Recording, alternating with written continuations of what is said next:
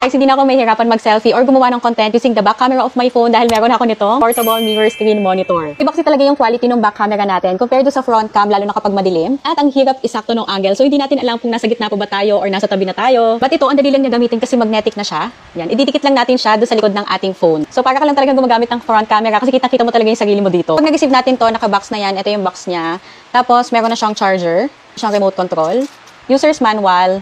Kung hindi naman magnetic yung phone natin, may kasama na siyang magnetic ring na pwede natin idikit sa ating phone case. Madali lang naman siya i-connect. I-on lang natin yung ating mirror screen dun sa ating phone. May mga buttons na siya dito sa side. Pwede natin i-flip yung screen. Pwede natin i-adjust yung brightness. Tapos ito naman is yung setting dun sa screen. So anything na gawin natin dun sa ating phone, i-mirror lang niya. Mag-games tayo, mag-browse ng social media, or mag-selfie. Kung ano yung nasa screen natin, yun lang din yung lalabas dun sa monitor. Portable lang, pwede natin dalhin kahit saan. Ideal use sa ating mga content creators or kung solo traveler ka. Para lagi maganda yung kuha natin, yung quality ng features natin. And madali na din tayo makakapag-showcase ng product. So,